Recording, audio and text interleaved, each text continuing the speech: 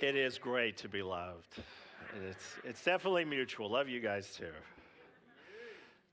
All right. Well, tonight, chapter 8 of Exodus. Remember the book of names, Shmot, they call it. Shmot, names plural. And we've learned a lot of names, and we're going to learn some more tonight. But please hold on to what's happening. Christians, we do a strange thing. When we hear of other gods, we know they're not true, but we imagine if you're a god, you're a certain way, that you're all powerful, you're all knowing, you're immortal, you're all these things. Gods were not seen that way before the God of the Bible. And so what is so strange for us, is a lot we read about tonight, is God showing them other gods or just make-believe. But these gods were not all knowing, were not all powerful, and the people didn't expect them to be. So people are learning about the real God through this. Why we know what we know about God is happening here, both for the Israelites and also the Egyptians. Sure.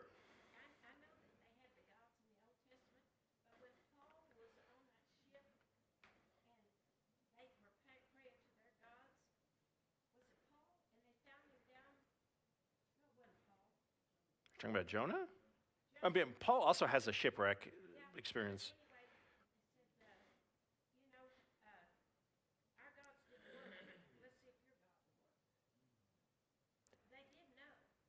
They did know, and the Egyptians are going to know as well. Yeah. Best to think, especially at this time of Exodus, that people understood the world to be full of gods, all kinds of gods, real powerful ones, not so powerful ones, ones that help families, ones that help nations. And so they're very much viewing the Exodus struggle as a battle between gods. And we discover, in large part tonight, this is no real battle. But remember, the plagues have started, so they've seen the Nile turn into blood. It's definitely a reference to what the Egyptians had used the Nile for, to kill children. Before that, we'd seen the staff turn into a snake. What were the Egyptian magicians, the Heriheb, able to do in response to those miracles? Do you remember? Yeah. It's different than the movie. I mean, they did the same thing with the snakes, and they were able to turn water into blood too. And so we'll watch that continue tonight. You know, the real kicker would have been, hey, if you could have turned the blood back into water, but they didn't do that. So, beginning chapter 8, then Yahweh said to Moses, "Go back to Pharaoh and announce to him, this is what the Lord says, let my people go, so they can worship me. If you refuse to let them go, I will send a plague of frogs across the entire land. The Nile River will swarm with frogs." What? I mean, frogs? How about alligators, or I guess crocodiles, right, that come out of the Nile, or lions, or something terrifying? Frogs? Kind of random. Even the Hebrew is kind of stretched. Sephardia. There's no frogs in Israel, so they're not used to frogs, right? The Nile Delta is very swampy, where Goshen was, so there were a lot of frogs.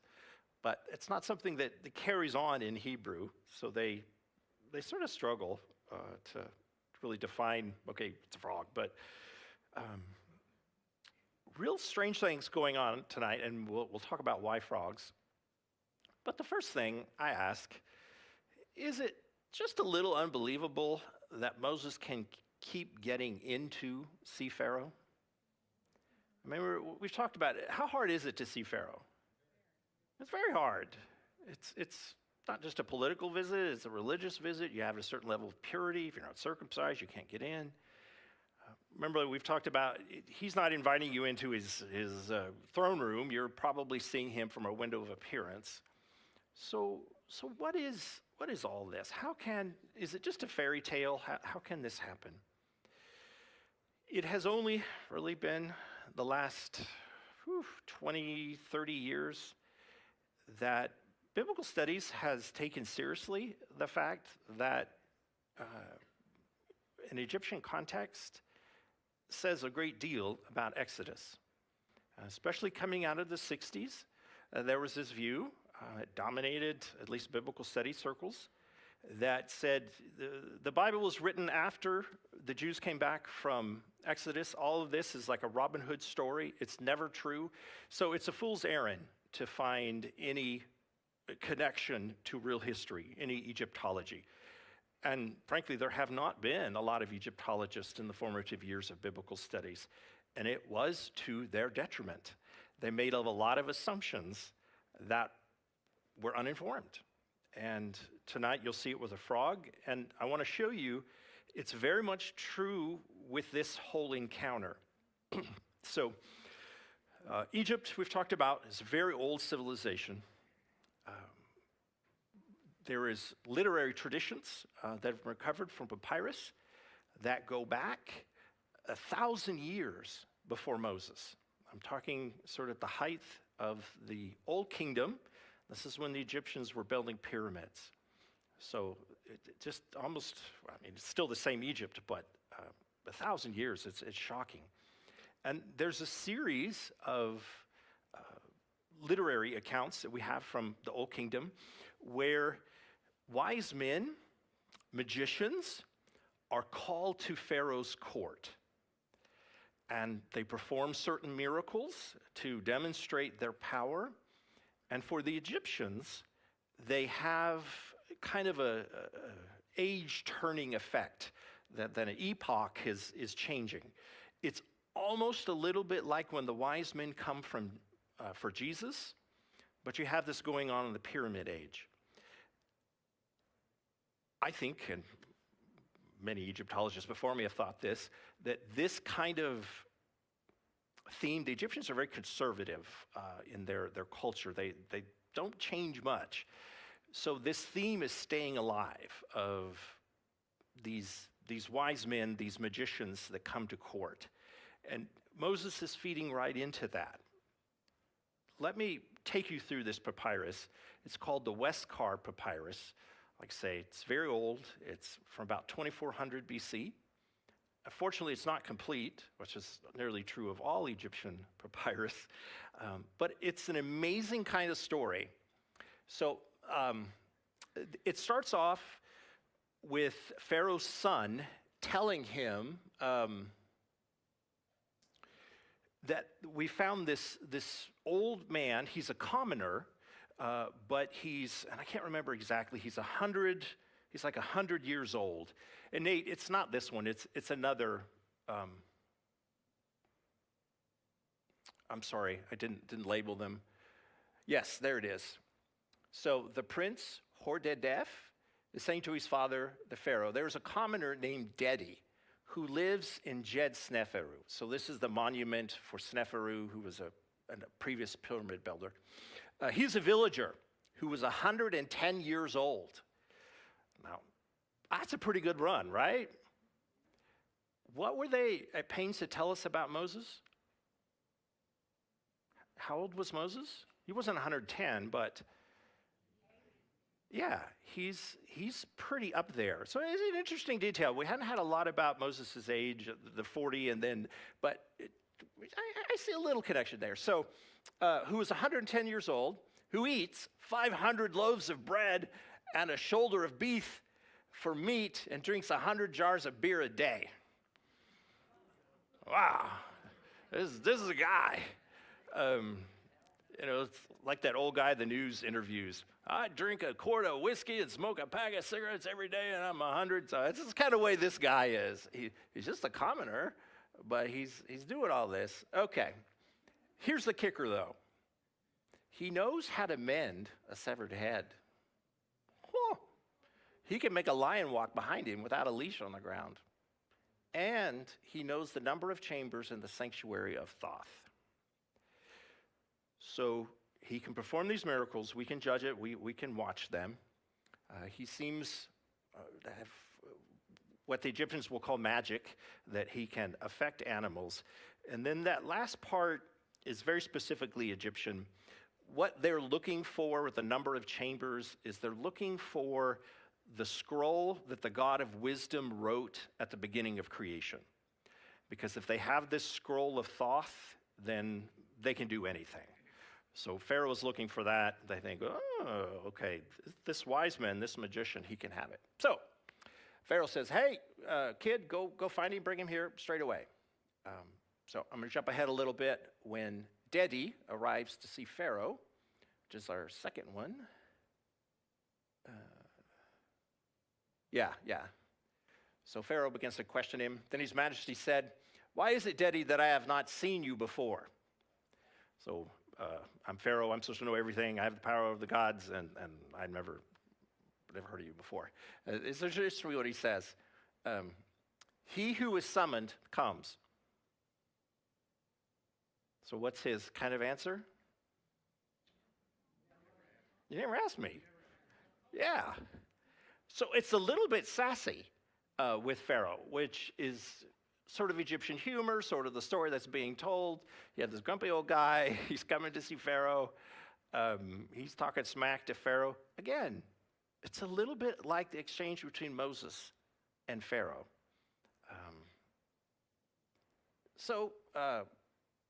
He who is summoned comes, answered the old man.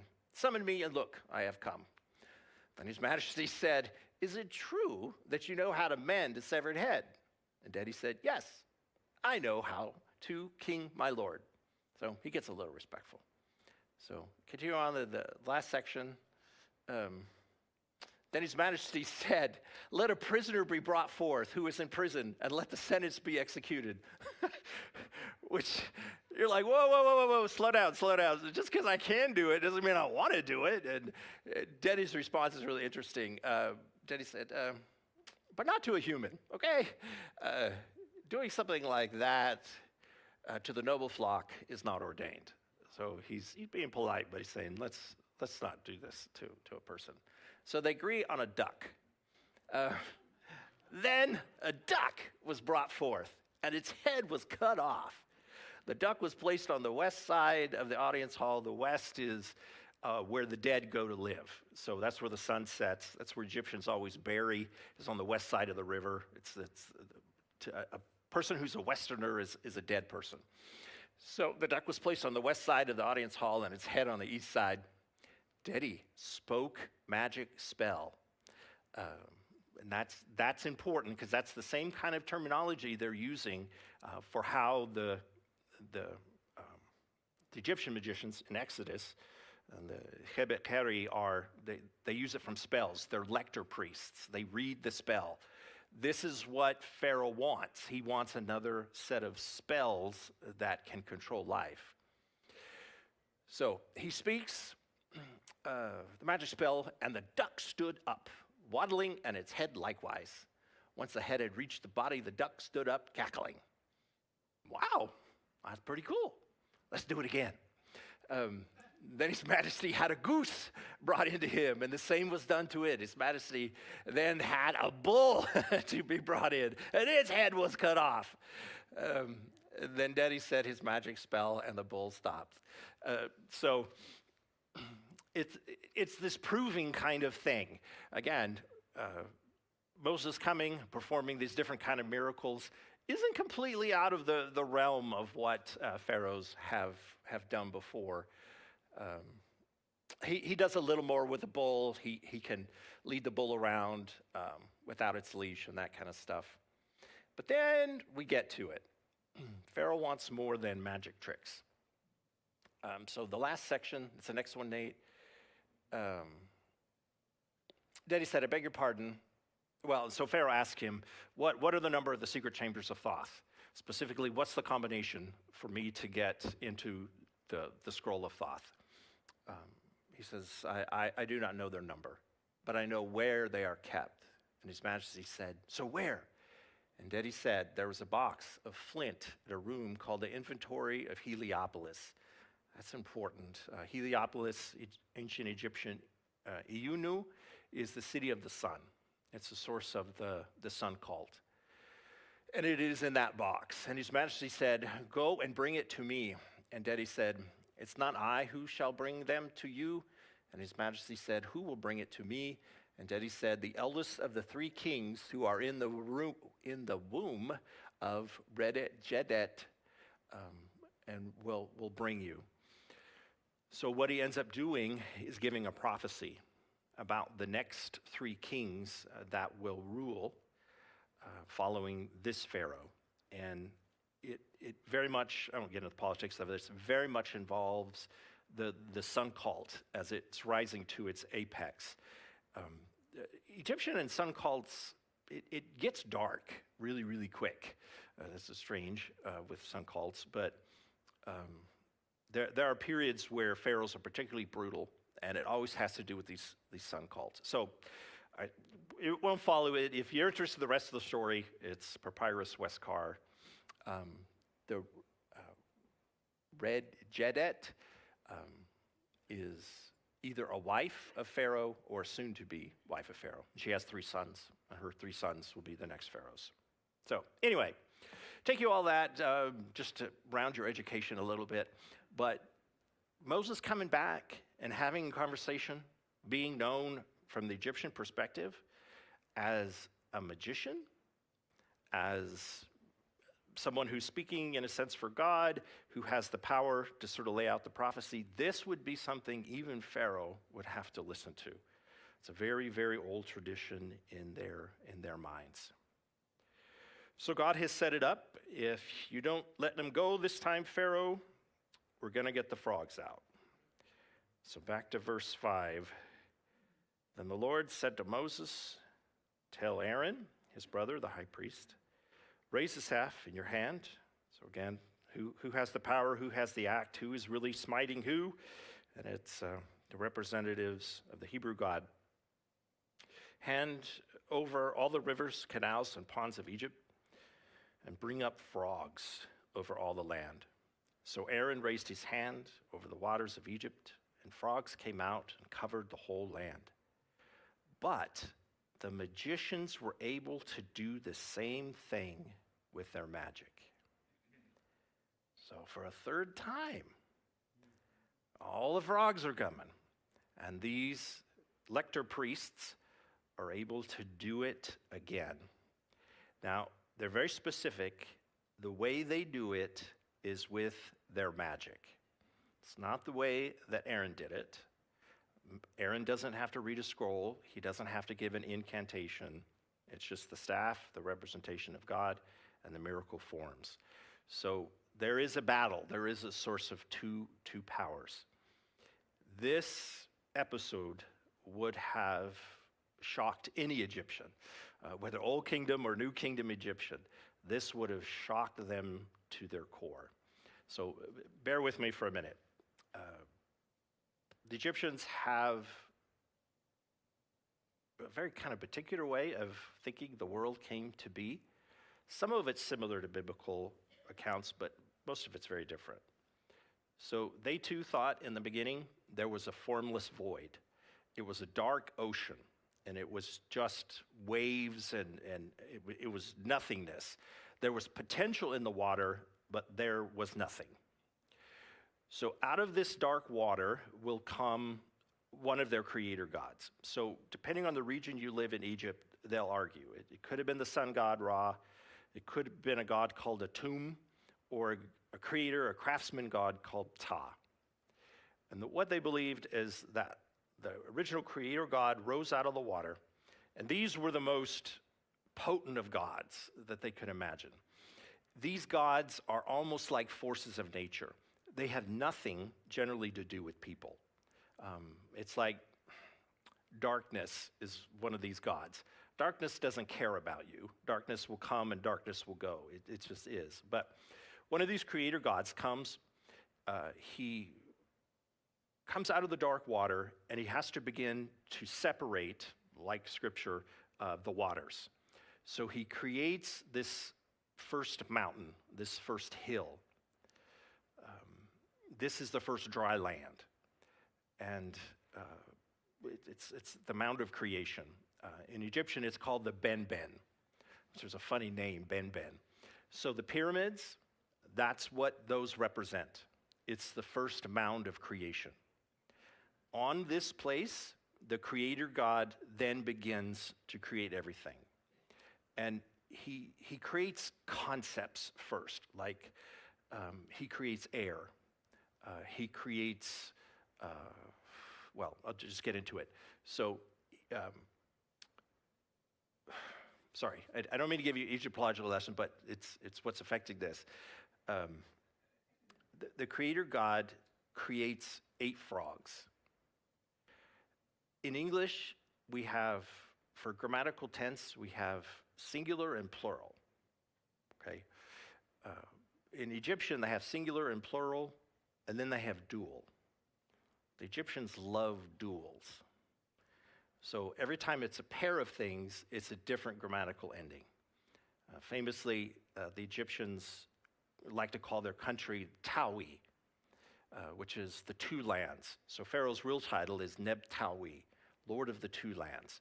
And the we ending tells you it's a dual, because there's Upper Egypt and Lower Egypt, 2 lands. They love couplets, they love symmetry. And so when the Creator God is making things in the beginning, there's always a masculine and a feminine part. So there's Kau and Kauket, darkness, male darkness, female darkness. There's Amun and Amunet, the hidden things of the world, masculine, feminine. And third, most important, is Heka and Heket. And these are frogs. This is the power of the gods. Now, if you take magic, science, a little bit of philosophy, physics, and you roll it all in one, that's what the Egyptians think Heka is. We call it magic, but it's, in their perception, it's a lot more. I mean, the Egyptian doctors were the best in the world for millennia. Some of the things that they were coming up with sound stupid to us. I mean, there are spells and that kind of stuff, but they also knew how to use moldy bread when people had fever. They knew how to use honey to help heal infected wounds. So it's not just magic, it's their full explanation of how the universe works. Egyptian gods do not have power in and of themselves. They have this magic, Heka. So this is why they hold staffs. This is why they hold emblems. They're able to use these forces of nature, which are Heka, to influence the world. We perceive God to be all-powerful because of who he is. That's not what the world was believing. That'll come out about Yahweh. For the Egyptians, the gods have power because in the beginning, just like air was created, Heka was created. Heka is used by the gods primarily, but it can also be used by people. And so that's what they would say Dedi was able to use Heka. Even a commoner can use it. So they would use it to heal, to make the world work. So the sign of Heka is a frog. Let me show you a couple of pictures of it. So yeah, in Egyptian they call it a keka or keker, which is a really fun name. One of the names for frogs. And where did they get the name keker? It makes that noise. Certain frogs in the delta, keker, keker, instead of ribbit, ribbit. That's what we'd call it, a ribbit. Egyptians do that with a lot of fun animals. Like a donkey is called an eah. So it's fun. But you never want to write out the word eah in Hebrew or in Egyptian. It's really perverted. But if you could see the God figure standing in front of the serpent-headed God, she has a frog head. This is, realize it's both, right? It's Heka, magic, or Heket. So it's both. So sometimes it's a male with a frog head, and sometimes it's a female with a frog head. It's not a god that they really built temples to. It's like gravity for them, or it's like electricity. This is what powers everything else. So we have a couple more. Yeah, there she is in a female form, which looks disturbingly a lot like Kermit the Frog to me. And so this is a much, much later one. And we'll talk about this, but she's holding ankhs in her hand. So this is what I was talking about. You can tell the power or the action of a god based on the staff or the symbol that they're holding. This will come up when we talk about the gnats in a minute, but Egyptians believe very strongly in the breath of life. And so when they're holding these ankh symbols, the keys of life, they invariably hold them up to the face, to the nose, so you can breathe in the breath of life. So there is Heka. Not really something you worship, but the underpinning strength of the entire Egyptian cosmos. And God has just shown utter control over it. In a sense, he's shoving the frogs down their throat. You think Heka is magic? You think this is what makes the universe run? You think this is what's made your country? I'll show you frogs until you're sick to death of frogs. And of great significance for us, the priests can do this too, but this is the end. Once the Heka is taken, they can't do anything else, which would have made all sorts of sense to the participants there, because Heka is like electricity.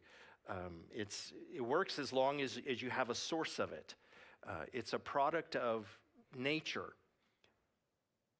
This God they're dealing with is outside of nature, is not contingent on the life cycles, the rising and the setting of the sun, the movement of the suns, the rising of the crops, he is separate from creation. None of the other gods were separate from creation. They lived and they died. They had powers greater than us, but they were not infinite in power.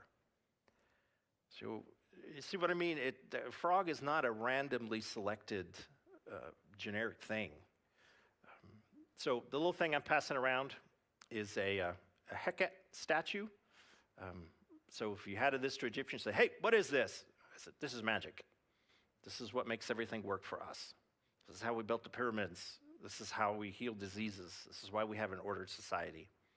So it actually says on the front inscription, Heket, ending with a T. The little half circle is a T. It's feminine. And then if you look at the determinative, the last symbol, it's a male god, which is the bizarre creation of the eight. The Greek, they call it the Ogdoad, the first eight. So this is Heka. So, I don't know that. Yeah, no, I don't know. That's interesting. Yeah, frogs are a little bit associated with magic too, aren't they? Just a little, yeah.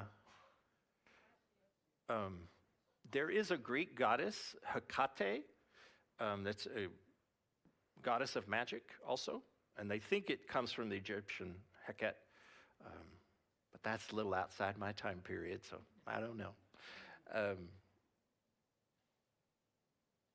But the frog would have been like if God tomorrow took away the American dollar.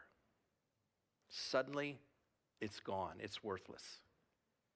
So our economy doesn't run anymore. We can't pay for our military. We don't have it, sort of for soft influence around the world. God said, I'm going to flood you with the dollar. There's no more dollar. You have no power over the dollar. That's what the frog did to the Egyptians. Our whole system is based on Heka. And we respect the gods because they have more Heka than us. But it's not here. So this is what I mean. This is knowing God and knowing the culture in which all this arose. It's interesting to watch Hebrew commentary about this. The further they got from Egypt, the less they even understood this. Because there's no frogs in Israel. Not really. Not like this. All right. Sorry, half an hour to Egyptology. We'll get on. We okay? Questions? This gets Pharaoh's attention. Then Pharaoh summoned Moses and Aaron and begged. They make a little funny here in Hebrew. He hops over. It's not dignified, but he's anxious. Again, this is screaming to the whole country that everything is coming undone. We don't have power over the natural world anymore. We're losing it. He begs, plead with, and what does Pharaoh say? Yahweh. It's the first time he's ever said it. Now, remember, we found inscriptions of Yahweh before in Egypt. The Egyptians seem to have known about him before this, but he certainly says the name here. And so that's a level of defeat, that when you proclaim the name, you plead with the God that you're at war with. Please take the frogs away from me and my people, and I will let your people go so they can offer sacrifices to, again, he repeats, Yahweh. Moses, not a fool, I think a brilliant writer, says to him, you set the time. Okay, you want to see us, your lector priest can't do this, so I'm not going to do it. You're going to pick the time. Why is Moses doing that?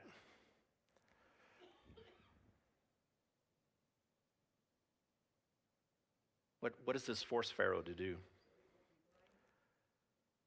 So he won't be blamed, and they can't say, well, it just ran its course, right? The frogs came and the frogs went. Like it's like a magician, right? Pick a card, any card. Okay, here's the time. Moses replied, tell me when you want me to pray. So again, it's not a spell, for you, your officials and your people. Then your house will be rid of the frogs. They will remain only in the Nile River, which had to give them a sense of confidence. And then it's something that's very confusing in English, verse 10. When does Pharaoh say? Wouldn't you be a little more motivated? Yeah, how about as soon as possible? And actually, that's far much closer, they're saying in Hebrew. Machar is at the beginning of the next time. I mean, it's really, I would translate it as soon as possible. But what he's saying is at the next time. And it literally can mean tomorrow, but it's the next occasion, as soon as you can. I mean, think about, in Spanish, the word for tomorrow. Mañana. What does mañana mean? It's not tomorrow. I mean, it means tomorrow literally, right? But if I'm told I'm going to get a check mañana, you're never going to get it. So Hebrew's kind of doing the same thing, but in the opposite direction. Machar is as soon as I can get to it. And we have to realize we process time very differently than even our grandparents, right? Remember when you used to have to write to somebody and then they'd write back to you? How long does that take? It can take a month, right? Think about how you used to pay bills. Those are the days, weren't they? Send you a bill, you write a check, send it back to them. Checks in the mail, exactly. Now it's all instantaneous. Well, here's a bill, you got to pay it in 30 minutes, all this. This is a different world. So they would have heard Pharaoh just like he had pleaded and he had said the name of Yahweh. When they translated Machar, as soon as you can, as soon as you get home, whatever, as soon as you can, Moses. It's not Pharaoh being bold or something like that. At least at this point, he's rattled. All right, Moses replied, it will be as you have said. Then you will know, and again, everybody's learning here. Then the Egyptians will know this God, Moses will know more about this God, and his own people will know more. There is no one like the Lord our God. There is no one like Yahweh our Elohim. Yahweh our El. The frogs will leave you and your houses and your officials and your people. They will remain only in the Nile River. As Moses and Aaron left Pharaoh's palace, and Moses cried out to the Lord about the frogs he had inflicted on Pharaoh, the Lord did just what Moses had predicted, the frogs in the house and the courtyards. So when did Moses do it? Right, at the next mahar, as soon as you can, in the next minutes, yeah, and the next set of time. They don't have the mathematical sense that we do. Time is this seconds and these minutes. As soon as he was able, so he is honoring his request to Pharaoh. The frogs in the houses and the courtyards and the fields all died. The Egyptians piled them in great heaps, and a terrible stench filled the land. But when Pharaoh saw that relief had come, he became stubborn. Literally, he becomes hard, heavy. He refused to listen to Moses and Aaron, just as the Lord had predicted. Some of the worst things we can do for a person struggling with something is get them out of the struggle too quick. As hard as it is, and Jewish history will teach this, Christian history will teach us, we do some of our best growing when we're under pressure, when it's forcing us to face things that we don't want to. When the Heka went all back to the river, it seemed like we were back to business as usual. And Pharaoh could retract his words. It wouldn't matter who's going to challenge him. He's Pharaoh. But he is not in control of this situation. The frogs are not the basis for rule. So there you go. Any questions? Okay. Is it contradictory that they said that the frogs were going to go back into the river, but then they died and put them in great big heaps? Yeah, so it must have been the majority are dead, but there'll still be some frogs in the water. And maybe that was a mistake, because then the Egyptians think there's still some magic left. There's still ability to manipulate things, but there's not. Yeah.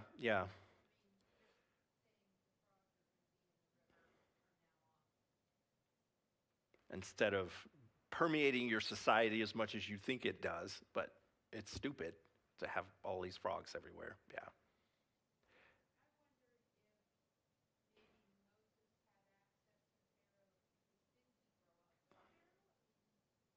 That, yeah, and certainly Moses would have been part of the court, so he has access on that way. But you do have, relatives being barred from Egyptian courts. If they've been naughty, they get exiled or killed. So I think it would have got him there once or twice. But there's something they fear about Moses. Either that he's a magician, or, as I come to discover, he really is representing a much more powerful being than they've ever encountered.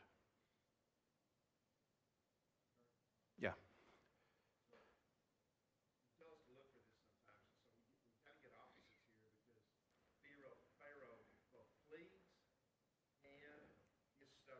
Yes. And that contrast, we probably should notice. Yeah. And his waffling, right? He's supposed to be, in all Egyptian society, everybody has a function. And in order for it to work, everybody's got to do their function.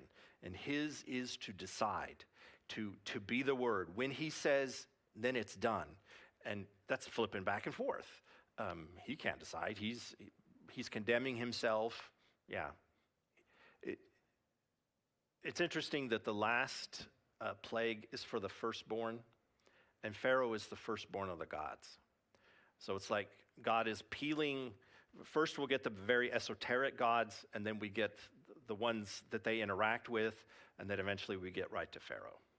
And so the whole system has been ripped up by its roots. So,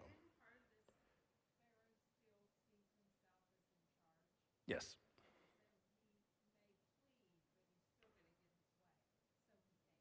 Right. I can bribe, I keep the other gods happy because I feed them. That's what they think. And so now he's going to offer sacrifices, food, to this other god, and I'll keep him happy.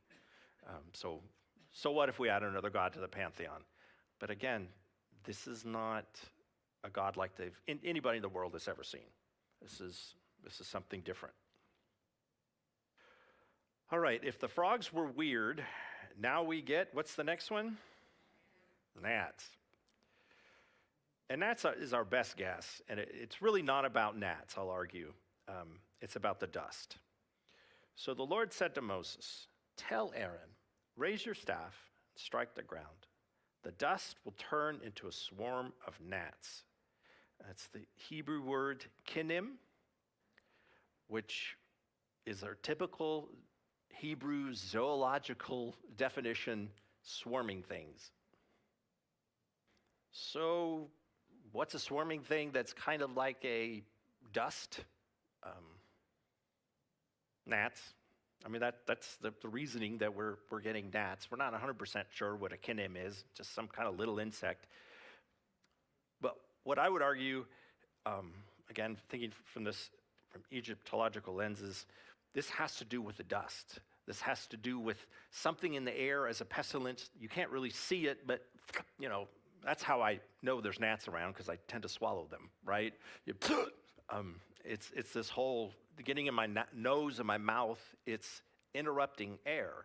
It's interrupting the other thing that's right next to Heka as the most influential part of creation. It is one of the first gods, and it's a god called Shu, just like I have a shoe, spelled S-H-U. Have a picture of him. This guy with a feather on his head. There's a couple gods with feathers on their heads, but I think it's labeled Shu, S-C-H-U. Anyway, he's the god of the air.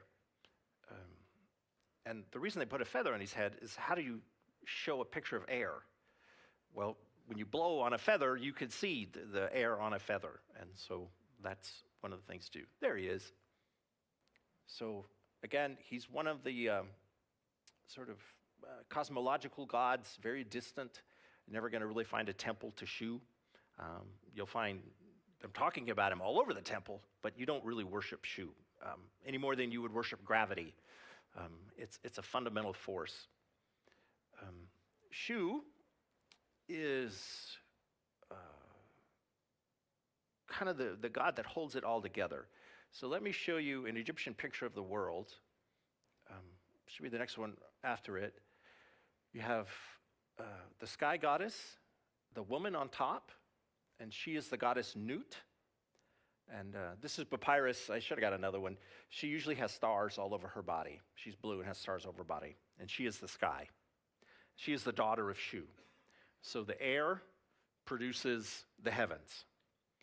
The guy on the ground is Geb. He's the earth. And he is the son-in-law of Shu.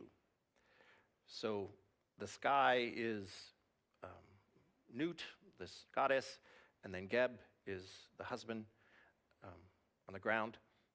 Shu does not like his son-in-law. And so the reason he's holding up his daughter is to keep her away from him, which tells you a lot about Egyptian families, I think, that this is their mythology. But it's mythology, but ancient people were not stupid, okay? They're not cavemen. They're as intelligent as we are. They use different terms and different explanations, but they've just kind of described the world to you, right? You have earth, you have air, and then you have this thing above it, which is the stars. They're describing the world. Fundamental to that is air. They knew if you don't breathe, you don't live. If there is no shoe, there is no life. So I alluded to this before, but we can go through these kind of quick. The Ankhs, which I think is the next slide. Oh, no, that's Khnum. He comes later. All right, yeah, that one. So that's Horus giving Pharaoh life. That Ankh is a symbol of life. This is the breath of life. Where is Pharaoh getting it? His mouth, his nose. That's where they always give it. This is the power of Shu. This God is taking what is Shu and he's making it life to give to Pharaoh. So what happens now that the ground produces these dark clouds of air that you try to breathe? And what happens? You can't breathe. You got bugs and crap in your mouth. So to call this ubiquitous is an understatement. I mean, all the gods, one of the main functions they have for humans, whether they're born for the first time or they're revived as mummies, the gods are constantly giving them Shu. This is the breath of life. This is the Ankh that they're receiving. So just a couple more. There's Tutankhamun. After he's actually dead, he's got Anubis behind him. That's the mistress of the West, Ameneti, giving him life. So Pharaoh thought it was bad before. You're taking away our ability to affect nature. And now you're literally taking the breath of life away from us. You're taking the life out of our lungs. Yeah. When Moses was writing Genesis, and God breathed life into Adam. Right. This wasn't something new to him. Nope.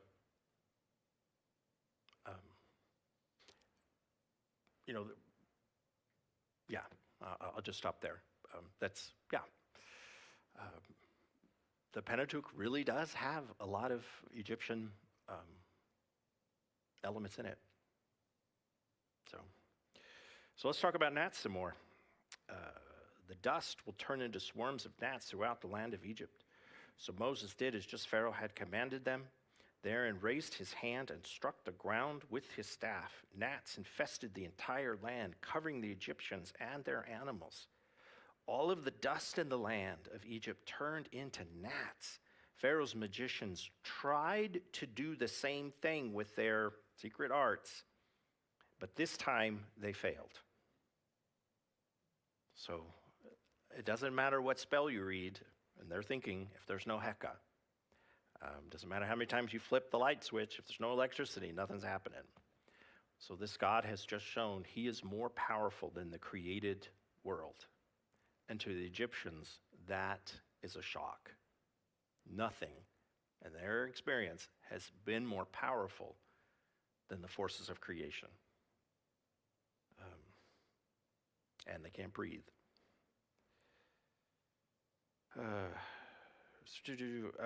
And the gnats covered everyone, people and animals alike. And this is interesting. This is the finger of God, the magicians exclaimed to Pharaoh.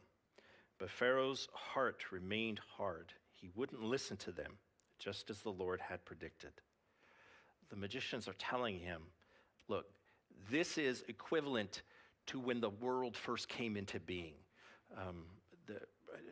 It's really crude, and I don't want to say it, but the Egyptian gods use their hands to create, use their fingers to create. It's gross. Use your imagination. They're saying it's that significant.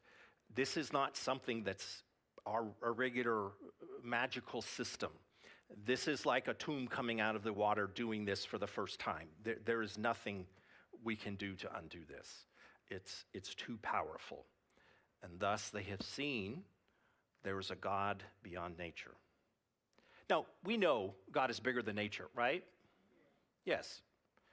So why do so many people in our world believe today that if the environment is perfect, is healthy, remains static, not changing, then life will be good and perfect and just? I'm not saying abuse the environment. I mean, God told us to be good stewards and care for it. But we shouldn't fool ourselves and think if we have pristine lakes and waters and beautiful parks, all those things are good, and I'm saying we should have them. But if we have a perfect environment, it's still not going to change humanity. It's not going to change us. There is something that happens to us where we confuse nature with God. And these events were designed to make sure we did not do that. You would be hard-pressed to find any God, I could just say this with the ancient Near East, that wasn't an aspect of nature. They all were. And then along came Yahweh, and he's very different.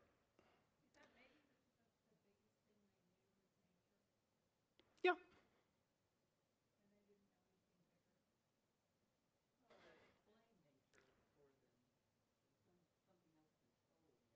Yeah. But it was still nature. I mean, even the gods were just nature. I don't know. Could we have ever gotten there by ourselves? I don't know. Remember how struggling the revelation that Yahweh was being, right? He doesn't have an end. He doesn't have a beginning. He's just that which is.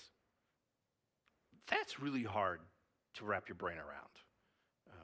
Everything we think has a beginning, because that's what we see in nature. That's what's true with us. But this is something outside of the system. All right. Well, do you want to go on to flies? Yeah.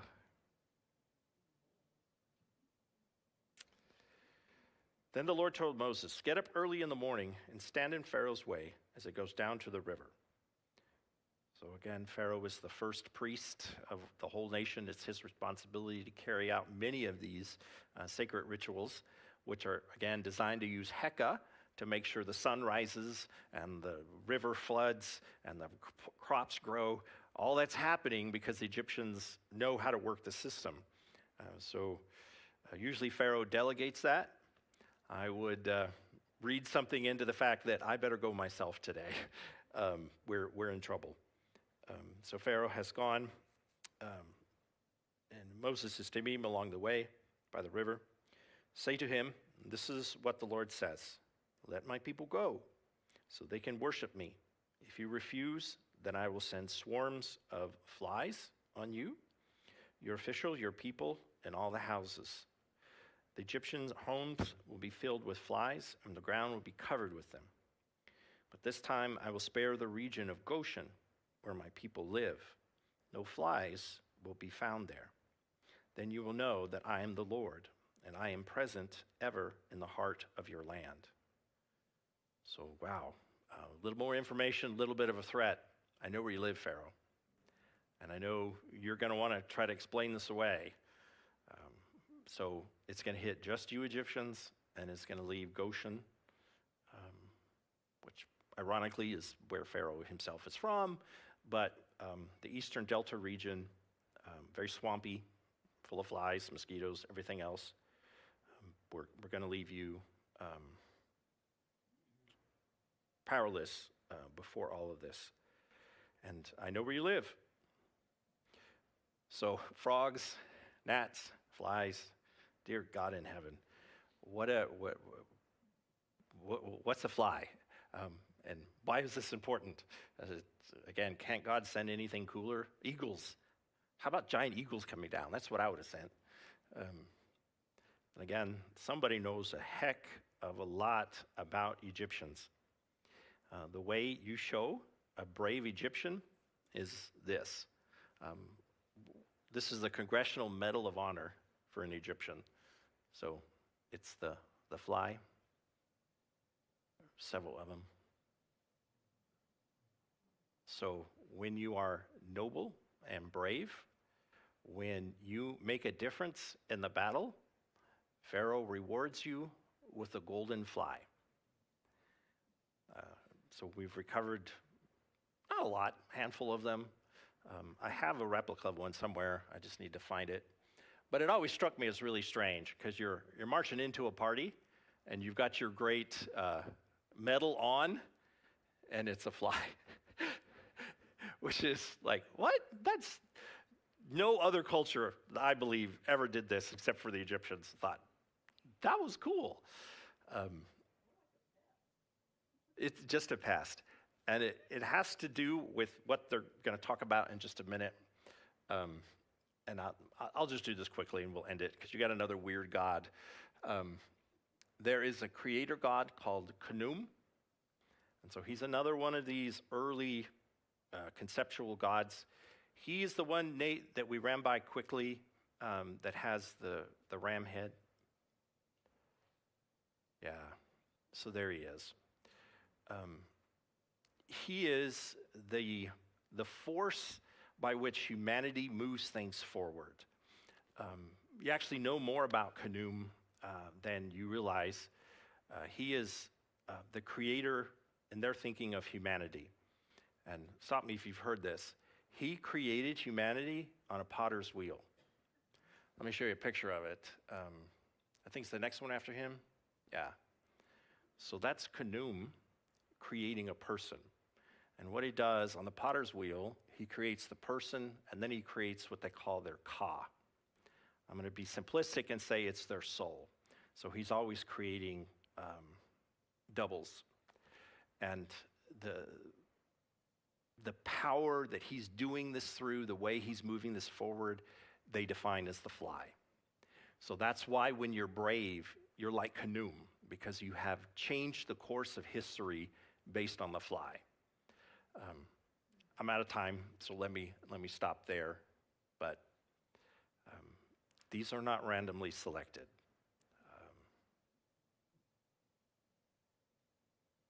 Question? Yes.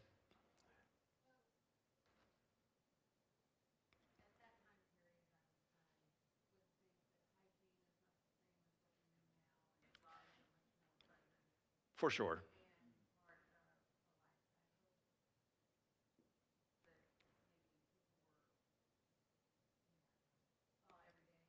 Yeah. Of all the ancient peoples, the Egyptians were the most clean freak. I mean, they're regularly bathing, using soap. They think sin is connected to a bad smell, so they're very conscious of it. But we also know by looking at their mummies that they're infected with malaria, all sorts of mosquito, river-borne diseases. Eye ailments are one of the things the Egyptians are constantly dealing with in their medical texts because bugs are getting in their eyes and bad things are happening.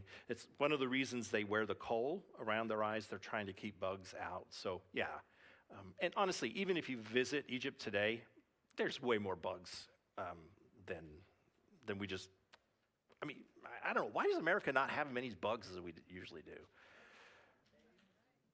Yeah, I don't know. DDT, it did a lot of bad, but it did a lot of good too. Yeah. I get excited when it gets cold because the bugs die. But yeah.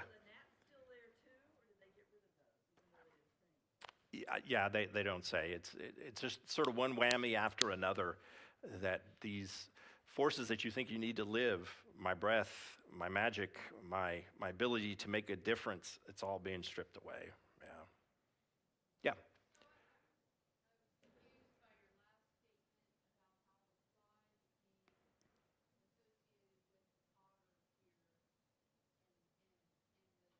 Yeah, I'm sorry, I did that way too fast. So it's kind of an abstraction, but the Egyptians believe that they, because of the way they were created, they have the ability to make a difference. It's sort of the human capacity to intervene. And that's what the fly represents. it's coming from Kanum when he creates us. It sort of, don't tell another Egyptologist I said this, but it's sort of like free will, sort of, but it's more collective.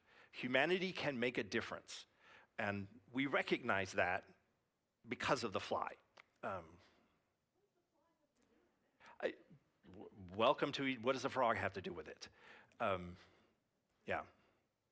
We're very much children of the Greeks, where we do abstractions. That's why free will is probably a bad way to say it. But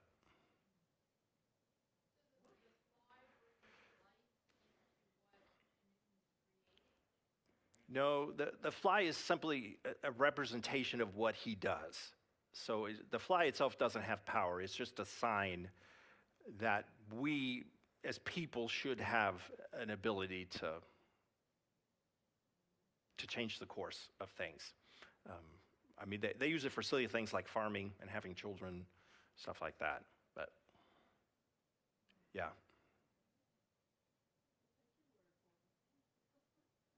Yeah, we should get Hoffmeyer here, and he can delve into flies. Aron is the Hebrew word, and it's a struggle for us too, because the Hebrews don't use it pretty much in the rest of Scripture. So, but it's like in a battle. After the battle, there's flies all over the place because everybody's dead, and they're thinking that's happened because we have fought, we have changed the direction of history, we have done a great thing, not because they're coming to eat. We have a very scientific sort of mind to that. So, soldier coming out of the battle gets a golden fly. Yeah.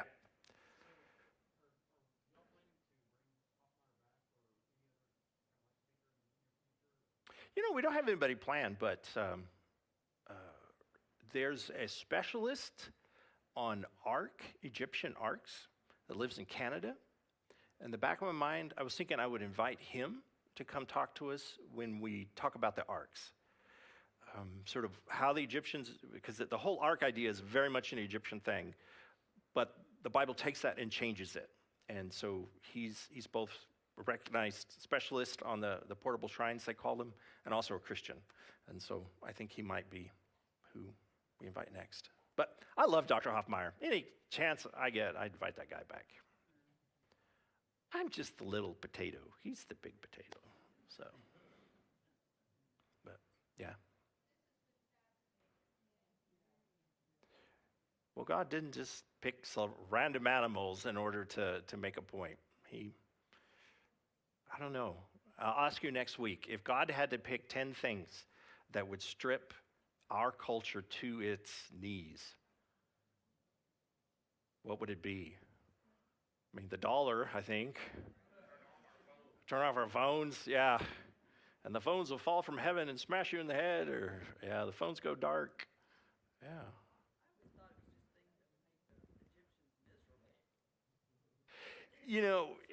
One of the theories we had in seminary is it's all a natural process, right? The Nile was full of blood, so all the frogs hopped out, and then the frogs died, and then all the bugs and so we create this natural system.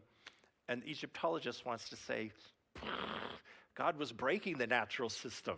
That's what the lector priest told Pharaoh. This is beyond Heka. This is a finger of God. This is something beyond us. So I wouldn't go back to nature again. But I don't know. Has anybody seen the Aurora Lights yet? People send me pictures. I'm anxious to see it tonight. I don't know. They're saying we can see it with our phones. So take a picture with it. Not that I want to teach us to watch nature and, think it's signs from God, but we ought to pay a little attention to what big God does to our world. So. And why don't we get cool things like arroyos or what is it, Arroyo Borealis? Yeah. He gave us oil, so. I guess it works out.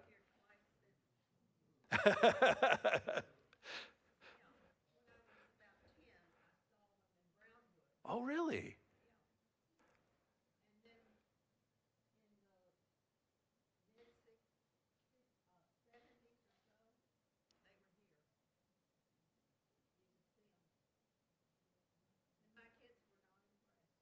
Really? Yeah. You know, for Christmas, we had an artist paint a painting just for us of the Star in Bethlehem. You'll see it in the next couple of days. It's absolutely beautiful. And I'm always reminded God sometimes does use signs in the heavens to get our attention. And certainly he was here too. So nature is not God, but we should probably pay attention to the real world instead of the one on our phone. So anyway, use your phone to see though. So, they apparently are seeing him in El Paso, which is even further south of us. So, saw it in Rio Doso too? Okay. So, Florida saw it too. Wow. So, yeah, I assume God controls the sun too. So.